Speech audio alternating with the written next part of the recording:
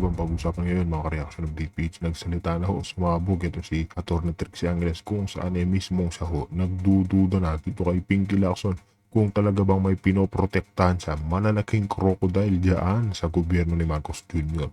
Kaya mga di, sabay-sabay na lang tayo magkomento, mag-react dito sa mga pasabog, mga pahayag dahil nga ang pinaka-credible ngayon na ating kinakailangan na magsalita ay si Kong Leandro Lebister. Update kung bago lang kayo sa ating channel, isang like and share, subscribe lang ako, malaging tulong ako yan. Kaya na ho tayo, pakinggan na ho natin itong mga expose, mga pasabog nitong si Atty. Trixie Angeles patungkol nga dito sa batang kongresista na kahit na ganyan pa lamang sa edad na 30 anyos mga kabdita, nilalabanan niya ho yung mga matatandang magnanakaw sa gobyerno. Kaya rekta na ho tayo. Kumbaga, hindi na satisfied ang mga nanonood sa progress ng inquiry, lalong-lalo na dito sa Senate Blue Ribbon. May dalawang major issues akong nakikita dito, yung sa Witness Protection Program na tinalakay ni Senator Marcoleta, na sinasabi niya na illegal yung ginagawa ng DOJ na nagpapasoli ng pera kasi nagmumukhang right under our noses, right? Ayun nga, mismo si Diskayan, sinabihan na ho sila na, ba't parang sila pa ho yung ninanakawan? Di ba parang sila pa ho yung ninanakawan? Contractor ho sila mga ka-update ha. Dapat alamin ho kung sino yung mga katransaksyon nila sa gobyerno. Hindi ho yung sila yung pinag-iinitan. Kaya itong si Pinky Lacson talagang wala mga ka-update. Baliktad ho talaga yung utak. Balik ko yung utak niya mga kabila. Under the investigation doon sa mga anomalya sa flood control, parang may na yung impression ng mga nanonood ay mayroon pang ibang anomalya na nagiging bunga naman ng investigasyon. So, I think dapat asikasuhin nila yung issue na yon. Ang tagal ngang nawala ni Secretary Bunoan Tapos ngayon bihasang-bihasa na sa kanyang pagsasagot. So, yung mga ganitong mga detalye, they really turn people off. So, kung hindi sila titigil sa kanilang already failing strategy, well, hindi na po magiging credible kahit ano pa yung maging outcome niyan.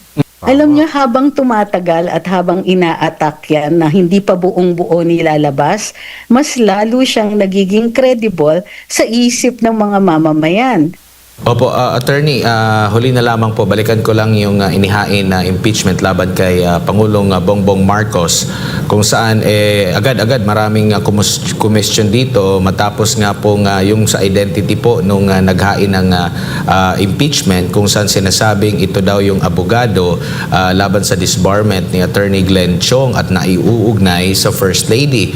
Sa kanya namang panig ay hindi totoo na siya abogado ng First Lady at kumbaga galing sa kanya daw yun na effort para po maghain ng disbarment laban kay Attorney Glenn Chong. Nung nakuha naman ng pahayag ang palasyo ukol dito, lalo na yung tugon nila sa naging pahayag po ni Congressman Pulong Duterte, abay pumalag ng husto at sinabi pa ni Undersecretary Castro na hindi sanay daw yung administrasyon ngayon sa pagtatanim ng mga ebidensya gaya daw ng ginawa ng kanyang tatay. Sanay daw sila. Gumamit pa, hindi lang tatay, ginamitan pa niya ng salitang sila. So ibig sabihin, marami sila or mga Duterte ba na nagtatanim. Itong ganitong klase po ng pagtugon po, mas lalo po bang nakakasama din sa imahe lalo nila, attorney?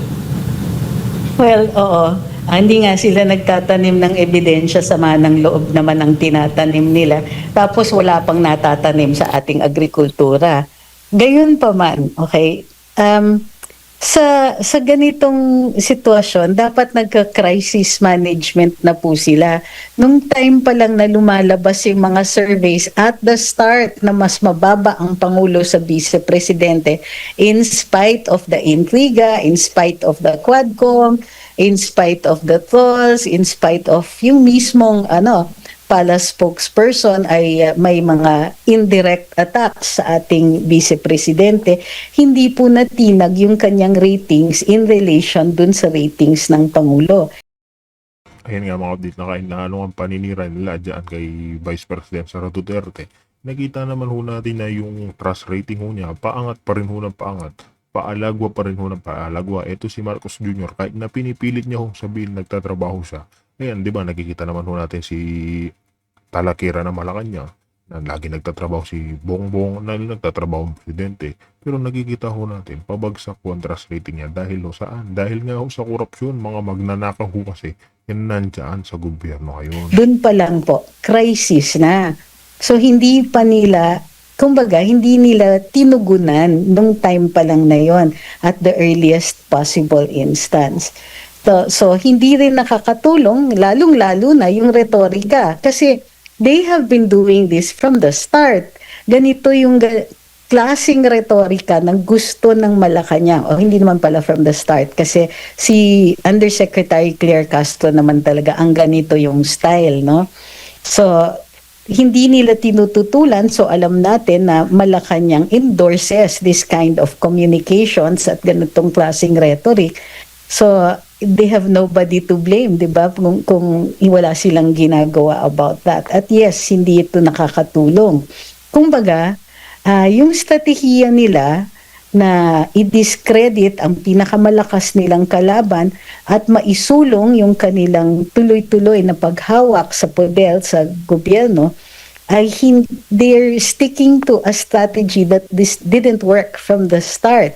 Pero tinutuloy pa rin nila. Hindi ko sigurado kung bakit ayaw nilang magbago, no? Hindi sila nag-a-adapt doon base doon sa data na nakukuha nila. Tinutuloy pa rin, kumbaga. And I think this also reflects the leadership. Kumbaga, yung insistence ba, yung personality ng leadership ay nare-reflect sa kanilang strategiya. So sila yung type na in denial pa hanggang ngayon na hindi nag-work yung kanilang strategies, kung kaya't in spite of the data, in spite of the feedback, tinutuloy pa rin nila. So nothing in fact in their arsenal right now has worked, pero yun pa rin ang ginagamit nila. So, Opo. sad but true. Attorney, huling issue na lamang, kung okay lang po, Attorney, dito lang po sa Okay lang, investigasyon okay ng lang. Senate Blue Ribbon Committee patungkol nga po dito sa flood control anomaly. Ano naman po ang tingin po ninyo dito sa ang dating ho ba sa inyo, mas lumilinaw ba o mas lumalabo? Ano bang direksyon nakikita po ninyo? Dalawa yung nakikita ko niyan impatient na ang mga tao sa ginagawang mga inquiries, hindi nakikita talaga yung big fish. Kumbaga, hindi na satisfied ang mga nanonood sa progress ng inquiry, lalong-lalo na dito sa Senate Blue Ribbon. May dalawang major issues akong nakikita dito, yung sa Witness Protection Program na tinalakay ni Senator Marcoleta, na sinasabi niya na illegal yung ginagawa ng DOJ na nagpapasoli ng pera kasi nagmumukhang right under our noses, right under the investigation doon sa mga anomalya sa flood control, parang may yung impression ng mga nanonood ay mayroon pang ibang anomalya na nagiging bunga naman ng investigasyon. So I think dapat asikasuhin nila yung issue na yon. Of course, yung pangalawa ay yung minority report. Naunang maglabas ng report ang minority dito sa Senado with about 6 senators yata ang pumirma. At imbis na seryosohin ng liderato ng Blue Ribbon Committee o ng Senate President ang nilalaman ng naturang report, ay nagalit sila na bakit daw may minority report when such a document does not exist. Doon sa characterization ng documents na isinusumite dito sa Senado. Imbis na pag-usapan yung mga tinutukoy ng nasa minority report na sinasabi namang may basehan, nagalit sila na may minority report to begin with. So nakikita natin na kaya nawawala ng gana ang mga tao dito sa inquiry ay dahil nakikita nila na ang tinutukoy ay things na hindi talaga pinag-iinteresan na. Things like natutukoy lang ay hindi yung taong yung mga really powerful people na mas malaki yung possibility na kasangkot sila kahit man lang ba for gross negligence. So, and of course, meron pang issues like kapag mayroong bumubungad na issue, mas nakikita pa nila yung di umanong pag-iiwas sa mga issue na ito. imbis na diretsong itukoy. Ang tagal ngang nawala ni Secretary Bunoan Tapos ngayon bihasang-bihasa na sa kanyang pagsasagot. So, yung mga ganitong mga detalye, they really turn people off. So, kung hindi sila titigil sa kanilang already failing strategy, well, hindi na po magiging credible kahit ano pa yung maging outcome niyan. So, kasi batay doon sa Minority Report, Attorney, binanggit po doon ang pangalan ni Speaker, dating Speaker Martin Romualdez at Zaldico at iba pang mga personality. So, para maging credible, tulad ng nabanggit mo, dapat itong mga individual na ito ang ipatawag ng Senate Blue Ribbon Committee. Ayan, tama ho yan mga kabdita. Na ito si Martin Romualdez, nabanggit na ho yung pangalan yan. Bagit hanggang ngayon ho, nagpa-party-party sa Cebu hindi ho pinapatawag dyan sa Blue Ribbon. Ibig sabihin mo ba yan, mga kabdit? Ito si Pinky Lacson, talagang literal na pinoprotektahan ang gobyerno ni Marcos Jr. Yan ho kasi malaking katanungan dyan. Gusto ho nila ng transparency, tapos pinoprotektahan ho nila si Martin Luther King, si Marcos Jr. Paano ho yung mga ordinaryong Pilipino na nagugutom? Paano ho tayo mga kapatid? Wala ho tayong pagbabago hanggat sila ho yung nakaluklok dyan. Kaugnay nga dito sa flood control anomaly. Correct. At least man lang itukoy nila yung issue o yung ebidensya na sinasite ng Minority Report. Hindi naman natin sinasabi na kailangan sundan nila yung findings ng minority. Pero talakayin nila, imbis na ina-attack nila na mayroong report ay tinawag na ngang basura. Malay ba ng mga taong nanonood kung ang nilalaman yun, hindi naman nila tinutukoy. So, yung pagkaganyan, sinisiraan mo, hindi pa napapublicize ng maigi or hindi man lang nila tinatalakay, hindi man lang nila tinetable, alam natin na hindi masasatisfy ang mga nanonood sa kanila. Pero dito sa Minority Report, nakikita po ninyo ito ang mas may direksyon, mas malinaw po kumpara po sa isinasagawang Senate Blue Ribbon na committee sa ngayon sa pangunguna po ni Senator Ping Lacson? Ang tingin ko sa Minority Report ay meron siyang lakas ng loob na magtanong ng mahihirap na tanong. Katulad ng bakit hindi iniiwasan yung issue ni Martin Romualdez. So kasi sa totoo lang, kung wala naman talagang kasalanan, kahit yung mga tao niya will be brave. Sige, tignan natin, ano ba, saan ba siya dito pumirma? Saan ba, ano yung mga documents dito? Ano ang relasyon nila?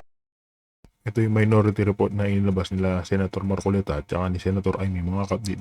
Magkikita ho natin na wala ho silang sinasanto o pinapagita ho nila kung sino talaga yung mga dawit dyan sa flood control.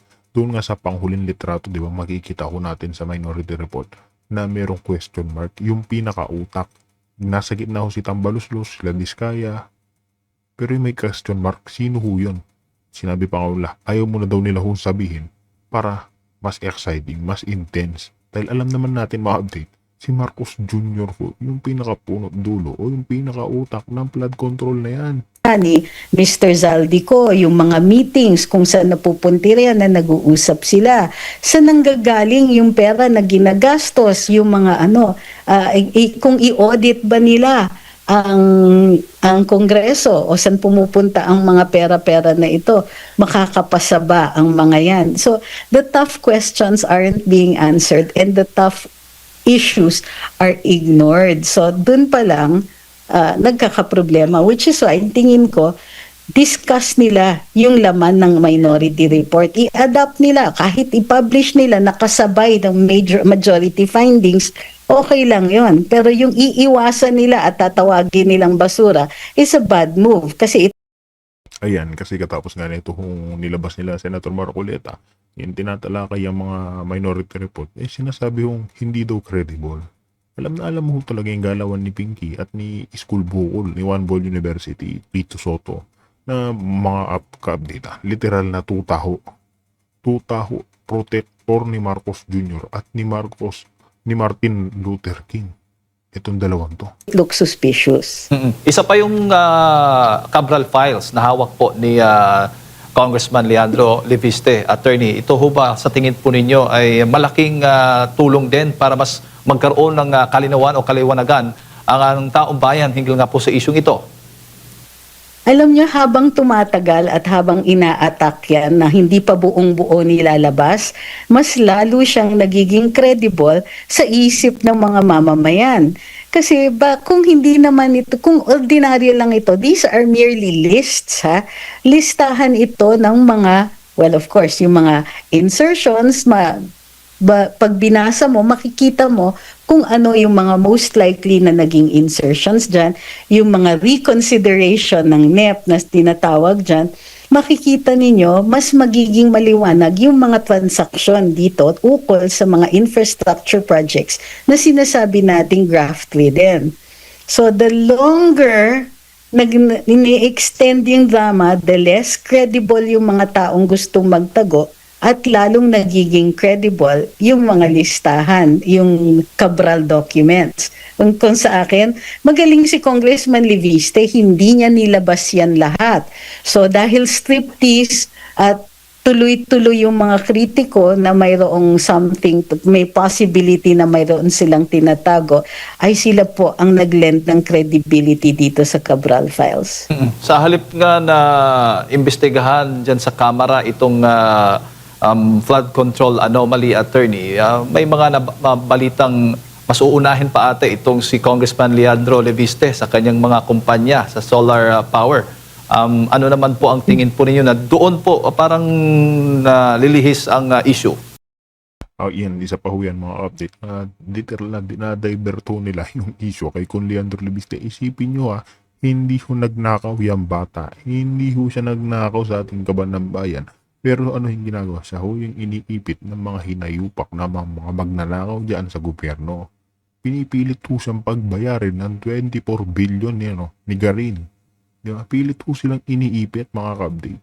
Yan ho yung nakakatawa sa gobyerno ni Marcos Jr. Diba? Yun na nga nila yung suspension ni Kiko Barsaga, di ba? Dalawa silang inuuna nila dyan. But confident kasi naman sina Kong Leviste, so hindi talaga worried rin yung mga tao. Pero glaring na they don't like critics.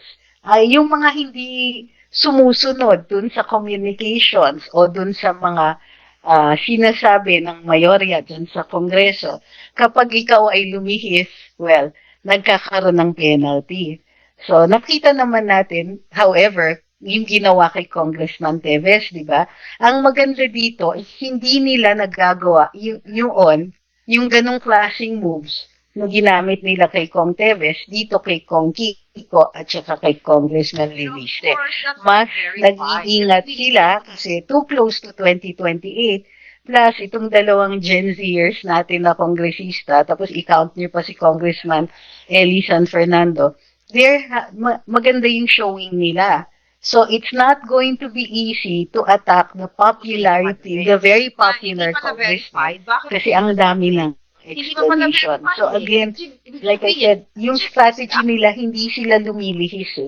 Very aggressive, very negative. Hindi na siya nag-work, pero tinutuloy pa rin nila. Ginagawa nilang casualties yung mga dalawang kongresista, pero it is the impressions are going against the majority congressmen. Opo. Pero sa nakikita po rin nyo dito kay Congressman Leandro Leviste, attorney, batay po sa inyong pag-aaral, pagmamonitor, meron po ba kayo nakikita conflict of interest sa kanya? Sa kumpanya at ngayon bilang isang kongresista kasi parang ang linya kasi, ang direksyon ng ginagawang target sa kanya, mapatanggal siya dahil nga nag-congressman siya, may kumpanya pa siyang may involvement o may kontrata sa mga gobyerno. Parang ganun po ang pinapalabas, attorney. Sa inyo po nga pananaw, tingin po dito. Ang tingin ko, he's too smart to have overlooked that. At matagal na niyang sinasabi, maaga pa lang nung sinasabi na bakit may prangkisa siya o bakit siya nagbenta ng prangkisa nang walang pahintulot dun sa Kongreso. So sure na sure ako at magaling din kasi si Congressista, hindi niya nilalabas kaagad. Even if kung ako yan, very tempting yan na ilabas niya yung kanyang exonerating circumstance o yung final answer kung bakit hindi siya kailangan magpaalam o bakit hindi papasok na may conflict of interest dito. Hindi niya fully ino-explain ang nakikita ko dito. So, iniintay nila. Naiintindihan niya yung importance ng timing. So, para sa akin, considering na ang laki ng hawak niya, billion peso company, very complicated yung corporate maneuvers dito.